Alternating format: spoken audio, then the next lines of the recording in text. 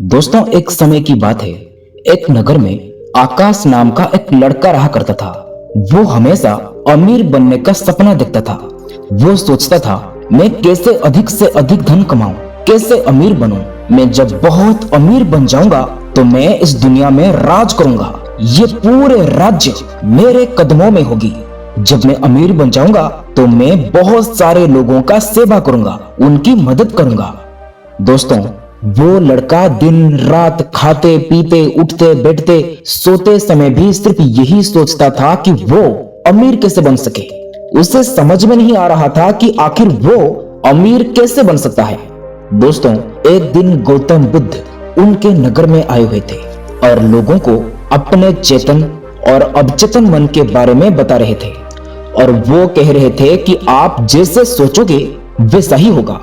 आज तक मनुष्य जिस भी स्थान पर है वो एक न एक दिन उस स्थान के बारे में अवश्य सोची होगी। दोस्तों, आकाश नाम का वो लड़का वहीं बैठा था। जब भाषण समाप्त हुआ सारे लोग अपने अपने घर चले जाते हैं, लेकिन आकाश वहीं बैठा रहा। सभी लोग जाने के बाद आकाश कहता है, गुरुदेव, आप क्यों लोगों को ठग रहे हो? क्यों उन्हें मिथ्या वचन बोल रहे हो? यदि सिर्फ सोच देने से सब कुछ मिल जाता तो इस दुनिया में साधारण व्यक्ति नहीं रहते, घर घर में एक राजा होते, सारे लोग अमीर होते। मैं भी तो कई दिनों से हमेशा अमीर बनने का सपना देखता हूँ, लेकिन अभी तक मेरे साथ ऐसा कुछ भी नहीं हुआ जिससे मैं अमीर बन सकूं। लेकिन गुरुदेव, आप कह रहे हो जो सोचोगे वही मिलेगा। ऐसे झूठ बातें आपके मुंह से शोभा नहीं देता है। गौतम बुद्ध आकाश की ये बातें सुनकर मुस्कुराते हैं और कहते हैं, पुत्र, तुम मेरे बातों को ध्यान से सुनो।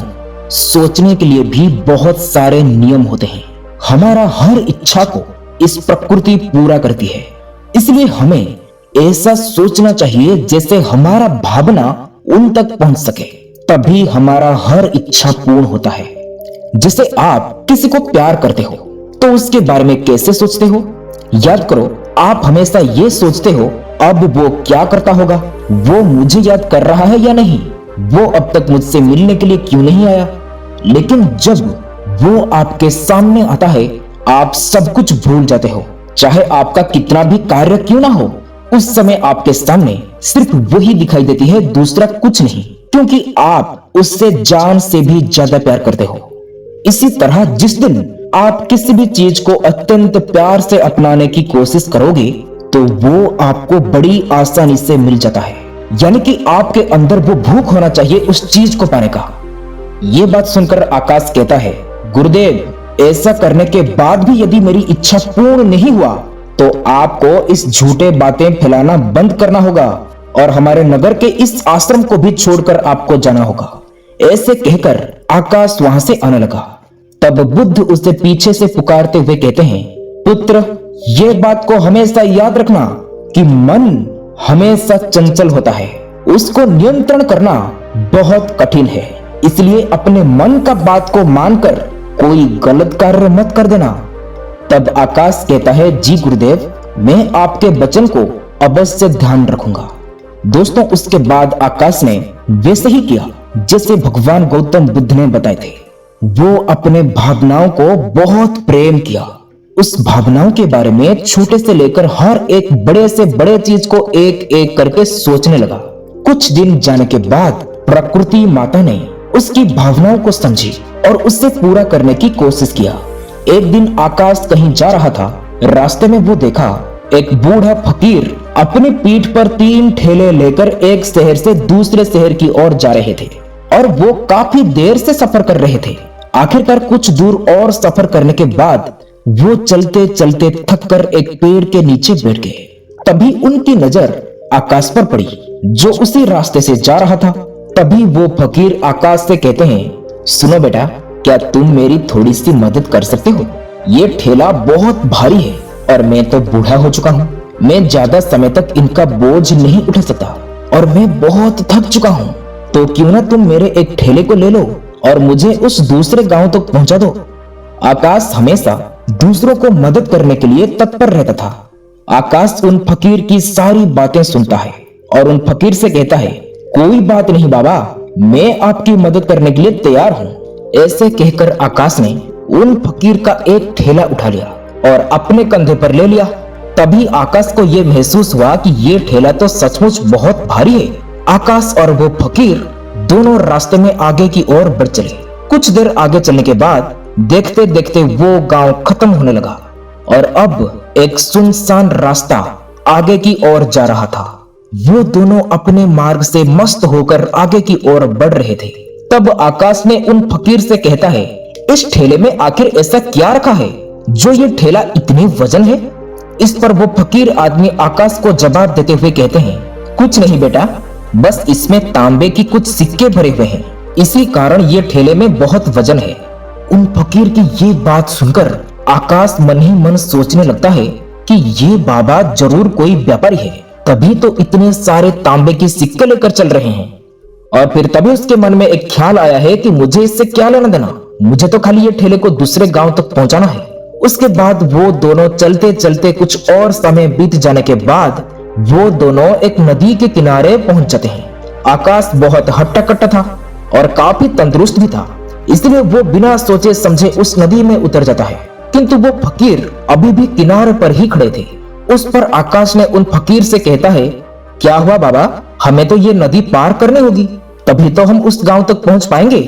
उस पर वो फकीर उस लड़के से कहते हैं, मैं जानता हूं बेटा कि हमें ये नदी पार करनी ही होगी, लेकिन बेटा अब मैं बूढ़ा हो चुका हूं और मैं ये दो ठेले लेकर नदी पार नहीं कर सकता। कहीं मेरा पैर फिसल गया तो क्या होगा? क्या तुम मेरे एक और ठेले ले सकते हो? मैं तुम्हें इसके बदले में 5 स्वर्ण के मुद्रा दूंगा। इस बात पर आकाश मुस्कुराते हुए उन फकीर से कहता है, बाबा आप मुझे शर्मिंदा कर रहे हो। यदि आप मुझे स्वर्ण की मुद्राएं ना भी दे तो भी मैं आपके कार्य अवश्य करूंगा। मैं आपको उस दूसरे गांव तक जरूर पहुंचाऊंगा। इस पर वो फकीर इंसान मुस्कुराते हुए उस लड़के से कहते हैं, बेटा तुम तो बड़े ही भले इंसान लगते हो। इतना कहकर उन्होंने वो दूसरी ठेले भी उस लड़के को थमा देते हैं। जब वो दूसरी गठरी अपने कंधों पर रखी तो वो ठेली भी उससे बहुत ज्यादा भारी लगी, लेकिन उसने वहां पर कुछ नहीं कहा। जैसे तैसे उन दोनों ने नदी को पार करने के बाद बातों बातों में ही आकाश ने उन फकीर से कहा, आखिर इस दूसरी गठरी में क्या है? ये गठरी भी बहुत वजन है। इस पर वो फकीर उस लड़के को जवाब देते हुए कहते हैं, बेटा इसमें चांदी के सिक्के हैं, इसी कारण ये गठरी भी बहुत वजन है। उन फकीर की ये सारी बातें सुनकर आकाश का दिमाग तेजी से काम करने लगा था। वो ये सोच रहा था कि एक ठेले में तांबे के सिक्के हैं और दूसरी में चांदी के। ऐसा प्रतीत हो रहा है मानो कि ये फकीर बाबा कहीं दूर से आ रहे हैं। शायद इन्होंने अपनी सारी जमीन जायदाद बेचकर ये सारे सिक्के इकट्ठा किए होंगे, तभी तो ये इतने धन लेकर चल रहे हैं। लेकिन इसमें मुझे क्या? मुझे तो गुरुदेव ने बताए थे कि अपने मन को वश में रखने के लिए, इसलिए मैं कोई भी गलत कार्य नहीं करूंगा। उसके बाद वो दोनों आगे बढ़ते रहते हैं। कुछ देर आगे बढ़ने के बाद फिर एक सुनसान रास्ता आती है। उस सुनसान रास्ते को देखते ही आकाश के मन में तरह तरह की विचार उत्पन्न होने लगे। वो ये सोचने लगा, अरे ये तो सुनसान जगह है, अगर मैं ये सिक्के को लेकर यहाँ से भाग भी जाऊं तो ये फकीर तो मुझे कभी भी ढूंढ नहीं पाएगा और यहाँ पर तो कोई भी नहीं है जो इनकी मदद कर पाए। और वैसे भी इसमें बहुत सारे सिक्के हैं, इसमें मेरा अमीर बनने का सपना भी पूरा हो जाएगा। और वैसे भी ये बूढ़े फकीर अब इतने सारे पैसों का क्या करेगा? इससे अच्छा होगा कि इन्हें मैं ही रख लूं। आकाश ये सभी चीजों के बारे में सोच ही रहा था, तभी अचानक से उससे खुद पर आश्चर्य हुआ। अरे मैं ये क्या सोच रहा हूँ? ये फकीर बाबा ना जाने कहां से आ रहे हैं और कितने मेहनत करके इन्होंने इतने सारे पैसों को इकट्ठा किए होंगे। मुझे इनका फायदा नहीं उठाना चाहिए। नहीं नहीं, मुझे ऐसा नहीं करना चाहिए, ये गलत है।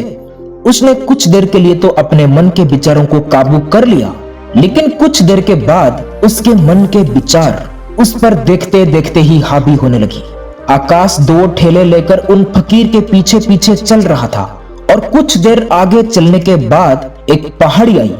इस पर वो फकीर बाबा उस लड़के से कहते हैं, बेटा ये पहाड़ी में नहीं चढ़ पाऊंगा, मेरे घुटने में दर्द हो रहा है।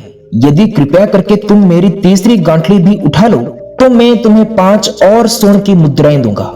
लेकिन याद रहे, इससे कहीं गिराना मत, कहीं ये गांठली खुल ना जाए। इस पर आकाश ने उन फकीर से कहता है, क्यों बाबा, आखिर इसमें ऐसा क्या है? उस पर वो फकीर आकाश से कहते हैं, बेटा इसमें स्वर्ण मुद्राएं हैं। ये सुनकर आकाश मन ही मन बहुत प्रसन्न हुआ। उसने चुपचाप वो गठरी भी उन फकीर से ले ली और देखते ही देखते वे दोनों मार्ग में आगे की ओर बढ़ने लगे। अब वो फकीर बिना कोई वजन लिए हुए आराम से पहाड़ की ओर चढ़ रहे थे, किंतु आकाश वजन के कारण बहुत धीरे धीरे चल रहा था। लेकिन जब से उसने सोने का नाम सुना था, उसका मन तो छलांग मार रहा था। वो मन ही मन सोच रहा था, अगर मुझे ये सारे धन मिल जाए तो मेरा पूरा जीवन तो धन्य हो जाएगा, मेरा हर इच्छा पूरा हो जाएगा। शायद जो मैं हमेशा सोच रहा था अब वही होने जा रहा है। आखिर गुरुदेव जी का कथन सत्य होने वाली है। मैं हमेशा सोच रहा था अमीर बनने के बारे में, इसलिए तो मुझे इतने धन मिल रहे हैं। गुरुदेव बताए थे कि अपने मन को बस में करने के लिए और कोई गलती ना करने के लिए। वैसे भी ये बाबा तो बूढ़े हो चुके हैं, भले इन्हें इतना पैसों की क्या जरूरत है, इनका जीवन तो वैसे भी कट चुका है। इसलिए मैं एक काम करता हूँ, मैं ये सारे पैसे लेकर यहाँ से भाग जाता हूँ। मेरे भावना को सच करने के लिए माता प्रकृति ने मेरे लिए इतने सारे धन भेजे हैं। दोस्तों, आकाश के मन में ऐसे अनगिनत विचार उठ रहे थे। आकाश का मन अब उसकी बुद्धि पर पूरी तरह से हावी हो चुका था। और तभी आकाश के मन में एक और विचार उत्पन्न हुआ। उसको लगता है कि ये फकीर बाबा शायद कोई चोर है, वरना इनके पास इतनी सारी स्वर्ण मुद्राएं कहां से आएंगे? अगर ये कोई व्यापारी होते तो भला इस तरह से पैदल यात्रा तो नहीं करते। लगता है सच में ये कोई बड़ा चोर है, और चोर से चोरी करने में भला क्या बुराई है? यह सोचकर आकाश अब उन फकीर से तेजी से आगे की ओर बढ़ रहा था और धीरे धीरे करके पहाड़ के नीचे की ओर तेजी से भागने लगा। और देखते देखते वो फकीर से बहुत आगे निकल गया और भागते भागते कहने लगा, अब तो ये सारे पैसे मेरे हो जाएंगे, मैं इस पैसों से बहुत बड़ा अमीर बन जाऊंगा, हमेशा हमेशा के लिए दूर हो जाएगी। मैं इस धन से जो चाहूंगा वो कर पाऊंगा, मेरे पास बहुत सारा धन होगा। आकाश काफी दूर से दौड़ते दौड़ते किसी तरह से वो अपने आप को बचाते बचाते अपने घर पहुंचा। उसके खुशी का तो कोई ठिकाना नहीं था। आकाश ने सोचा, क्यों ना मैं जल्दी जल्दी इन गठरियों से वो सारे पैसे निकाल लूं। ये सोचकर जब उसने गठरियां खोली तो पहली गठरी में उसे लोहे से जंग भरे हुए सिक्के मिले। ये देखकर उसे यकीन नहीं हुआ। इस पर उसने फटाफट दूसरी गठरी भी खोल डाली, उसमें भी उसे लोहे के जंग लगे हुए सिक्के ही निकले। ये सब देखकर आकाश बड़ा हैरान था। आखिर ये सब क्या हो रहा है? उन फकीर ने तो मुझे कुछ और कहा था। अब उसने वो सोने वाली गठरी भी खोली और उसमें भी लोहे के जंग लगे हुए सिक्के ही निकले। ये देखकर आकाश बड़ा क्रोधित हुआ। उन्होंने सोचा कि उन्होंने मुझसे झूठ क्यों कहा। वो ये सब सोच ही रहा था, तभी उसकी नजर उस थैले में पड़े एक पत्र पर पड़ी। उसने वो पत्र उठाया और उस पत्र को पढ़ना शुरू किया। लेकिन जब उसने वो पत्र को पढ़ा, वो उस पत्र को पढ़कर आश्चर्यचकित रह गया। उसकी आंखें खुली की खुली रह गई। आकाश उस पत्र को लेकर गौतम बुद्ध के पास गया और कहने लगा, गुरुदेव, आप ये पत्र पढ़ो, आपके वचन मिथ्या हुआ है। मैं इतना प्रयास करने के बाद भी अमीर क्यों नहीं बन पाया हूं? उसके बाद गौतम बुद्ध उस पत्र को पढ़ते हैं जो आकाश ने उस गाठरी से लेकर दिया था। उस पत्र में लिखा था, ये पूरा नाटक ईमानदार व्यक्ति की खोज करने के लिए रचा गया था और मैं इस राज्य का राजा हूं। मेरी कोई संतान नहीं है, इसलिए मैंने ये षड्यंत्र रचा है ताकि मैं अपने राज्य में किसी एक ऐसे ईमानदार व्यक्ति की खोज कर सकूं जो मेरे बाद उस राज्य का राजा बन सके और इस राज्य भार को संभाल सके। और इस राज्य का भार को वही संभाल सकता है जो पूरी तरह से ईमानदार हो, जिसके मन में किसी प्रकार का कोई लालच ना हो। इतना पढ़ते ही आकाश जोर जोर से चिल्लाने लगा। वो अपने सर पकड़कर बैठा रहा और कहने लगा, गुरुदेव, ये मेरे साथ क्या हुआ? दोस्तों, आकाश ये जानता था कि यदि वो अपने मन के विचारों पर काबू कर लेता तो उसका जीवन संवार सकता था। लेकिन वो अपने मन की विचारों पर काबू नहीं कर पाया। उसके बाद भगवान बुद्ध कहते हैं, पुत्र, मैंने तुम्हें पहले भी कहा था अपने मन को वश में रखने के लिए।